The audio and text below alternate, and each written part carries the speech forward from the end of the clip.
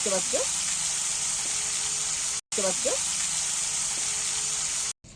আমি 1 কেজি মুরগির মাংস নিয়েছি। আজকে আমি মুরগির মাংসটা একদম সম্পূর্ণ আলাদাভাবে করতে নিয়েছি। দেখো, আমি এখানে 50 গ্রাম বাদাম নিয়েছি, চিনে বাদাম নিয়েছি 50 গ্রাম, পোস্ত 1 চামচ, মরিচ 1 চামচ, 4টে লবঙ্গ, জয়িত্রী, ডালচিনি, এলাচ, ধনে, এখানে জিরে 1 চামচ। এইগুলো সব আমি পরিমাণ মতো নিয়েছি। মাংস বাড়িয়ে নিয়ে থাকো তাহলে মশলার পরিমাণটাও কিন্তু একটু বাড়াবে। এখানে আমি এই মশলাগুলো দিয়ে বানাবো আর দেবো কাঁচা লঙ্কা, তার মধ্যে আদা, রসুন আর কাঁচা লঙ্কা ছাড়িয়ে নিয়েছি। তো চলো বন্ধুরা, প্রথমেই আমি শুকনো খোলা আমি বাদামটা একটু ভেজে নেব।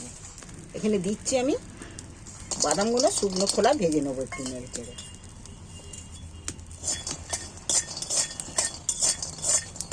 চিকেন তো অনেক রকম, অনেকভাবে, অনেক কিছু দিয়েই খেয়ে দেখেছি।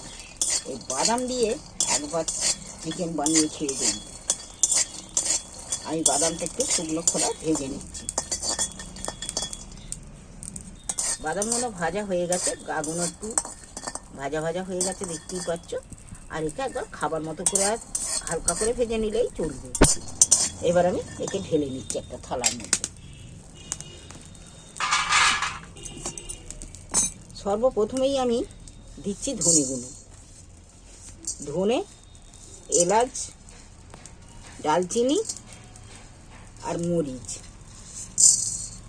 এইগুলো একটু গরম খোলা শুকনো মশলাগুলো একটু ভেজে নেব। এগুলো নাড়াচাড়া করতে করতে সেন্ট উঠে গেছে। এইবার আমি লবঙ্গ আর জয়িত্রী সেগুলোও দিচ্ছি, এখানে জিরেটাও দিয়ে দিচ্ছি।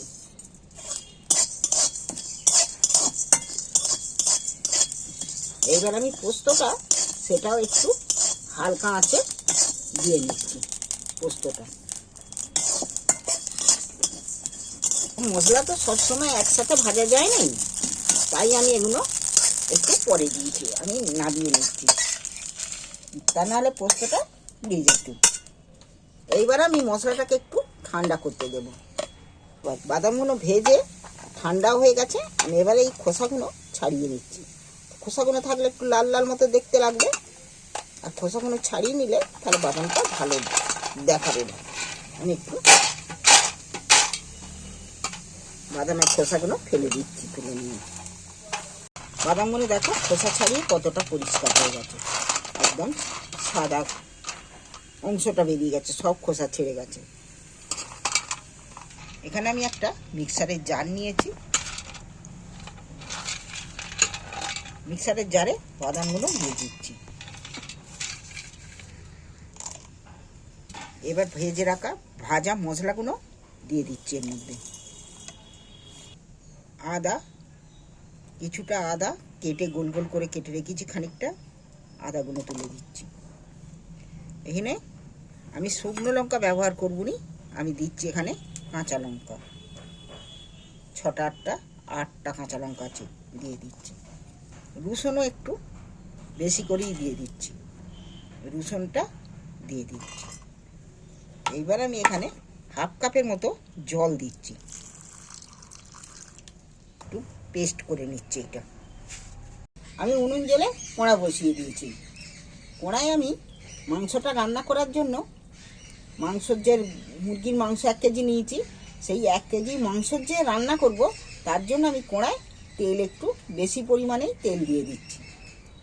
একবারে বড় বড় সাইজে করে 5 পিস আলু দিয়েছি। আলুটা যদি তোমরা পছন্দ করো দিতে পারো, না দিলেও না দিতে পারো। আমি এখানে আলুগুলো তুলে দিচ্ছি তেলের মধ্যে। একটু হলদি দিয়ে দিচ্ছি আলুগুলো, তাহলে আলুর কালারটা ভালো হয়। আলুটার মধ্যে সামান্য একটু নুনও দিয়ে দিচ্ছি। আলুটা এই যে নুন আর হলদি দিন, আলুটা একটু ভাজলে দেখতেও ভালো লাগবে আর খেতেও কিন্তু ভালো লাগবে। একটু লাল লাল করে তেলের মধ্যে নাড়াচাড়া করে একটু লাল লাল করে ভেজে নেব। আলুটা আমার লাল লাল করে ভাজা হয়ে গেছে। এইবার আমি আলুগুলো তুলে নেব, তেল থেকে আলুগুলো একটা একটা করে তুলে নেব।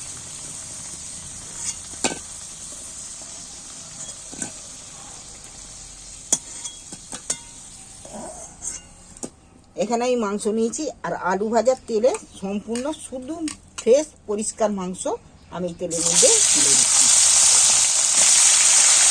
আজকের মাংসটা আমি একদম সম্পূর্ণ আলাদাভাবে মাংসটা বানাবো।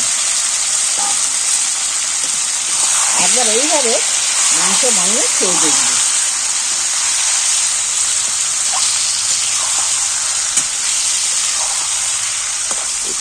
তেলের মধ্যে মাংসটা শুধুই ভাজা ভাজা হয়ে যাচ্ছে, দেখতে পাচ্ছ। এইবারে আমি মাংসটা স্বাদ মতো নুন দিয়ে দিচ্ছি।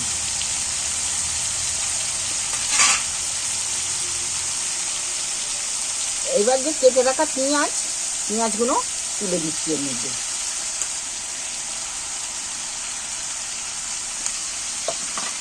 এইবার আমি শুধু নাড়তে থাকবো।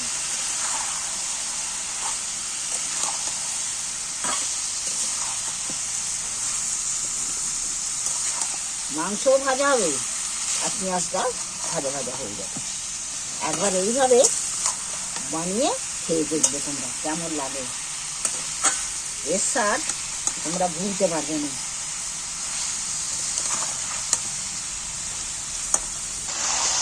দেখো পেঁয়াজটা কতটাই পেঁয়াজটা নরম হয়ে গেছে।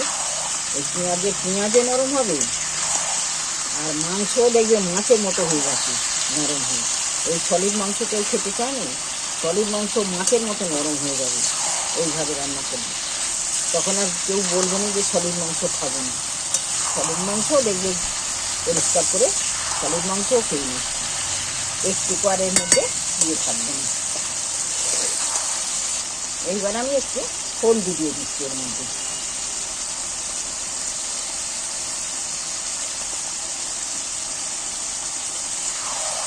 হলদিটা দিয়ে আমি আবারও নাড়াচাড়া করছি। কাঠের উনুনটাও একটু ঘন ঘন নাড়তে হবে, নাহলে তোলা লেগে গেলে মুশকিল, তখন আর ভালো ছেড়ে মন্দ হয়ে যাবে। এবার আমি আলুগুলো তুলে দিচ্ছি, ভেজে রাখা আলুগুলো। অনেকে কিন্তু মাংসটা আলু পছন্দ করে না, আবার অনেকে মাংস পছন্দ করে আলু, মাংসের থেকে আলুটাই পছন্দ করে।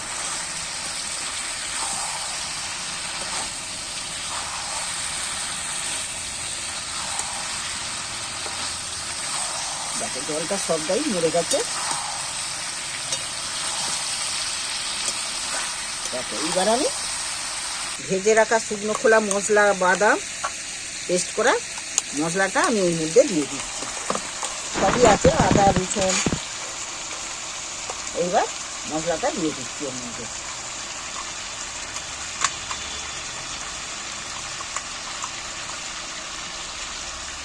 এইবার আমি কষতে থাকবো।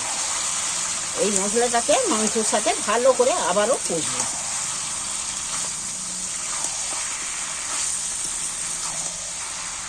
বন্ধুরা, তোমরা কে কোথা থেকে দেখছো কমেন্ট করে জানাও। আর তোমরা যদি চ্যানেলে আমার নতুন হয়ে থাকো তাহলে চ্যানেলটা সাবস্ক্রাইবার করো, তাহলে নিত্য নতুন রান্না কিন্তু তোমরা প্রথমেই দেখতে পাবে কিভাবে বানাচ্ছি আমি। এই মাংস রেসিপি একবার অবশ্যই বাড়িতে বানিয়ে খেয়ে দেখবে, তা নাহলে কিন্তু মিস করবে।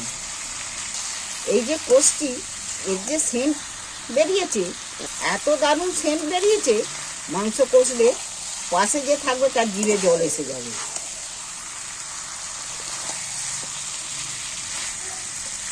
এইভাবে মাংস একবার অবশ্যই বানিয়ে নিয়ে। মশলাটা কষানো কিন্তু হয়ে গেছে, গ্রেভিটা কত সুন্দর মাংসটা দেখতে লাগছে, দেখো দেখছো।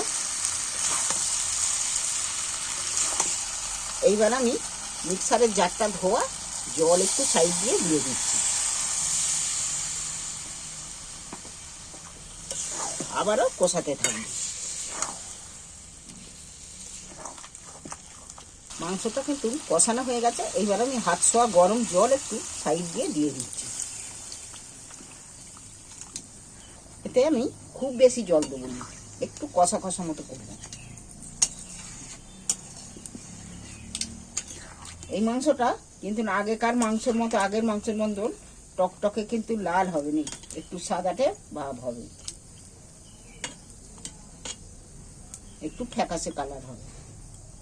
আমি এখানে একটা কাঁচি চাপা দিচ্ছি যাতে ভালোভাবে মাংসটা সেদ্ধ হয়। দেখি মাংসটা বসিয়ে রেখে একবারে দারুণ হয়েছে দেখতে।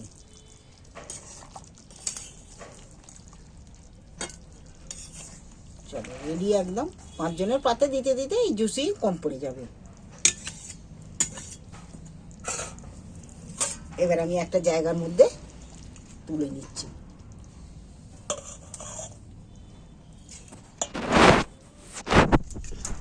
যেমন দেখতে হয়েছে খেতেও কিন্তু তেমন একদম খাসা হবে। সেন্ট উঠেছে দারুণ।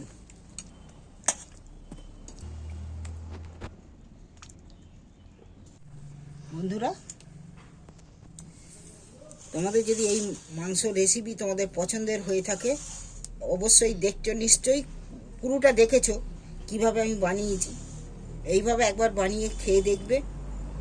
প্রত্যেকটা বয়স্কদেরও যে সলিড মাংস, তোমরা সলিড মাংসটা অনেকেই পছন্দ করেনি, কিন্তু এটা সলিডও একবারে মাছের মতো হয়ে গেছে। দেখতেই পাচ্ছ, গরম তো হাত দিতে পারছি, কিন্তু একদম পুরো মাছের মতো। প্রত্যেকেই খেয়ে নিতে পারবে কি, এতটাই নরম হয়েছে। এইভাবে বাড়িতে বানিয়ে খেলে তোমরা সলিড মাংস কেউ বলবে না যে পাতে নেবনি, তখন দেখবে সলিডগুলোই খুঁজে নিচ্ছে মাছের মতো। তা বন্ধুরা, এইভাবে পুরোটাই নিশ্চয়ই দেখেছো। তোমরা এইভাবে বাড়িতে একবার অবশ্যই, বাচ্চা কাচ্চাও আছে, বয়স্করাও আছে, এইভাবে একবার বানিয়ে তাদেরকে খাওয়াও, খেয়ে দেখো। তাহলে আমার চ্যানেলটা অবশ্যই সাবস্ক্রাইবার করো। আর তোমরা যদি চ্যানেলে আমার নতুন হয়ে থাকো তা তো সাবস্ক্রাইবার করে রাখবে, তাহলে নিত্য নতুন রান্না তোমরা দেখতে পারো।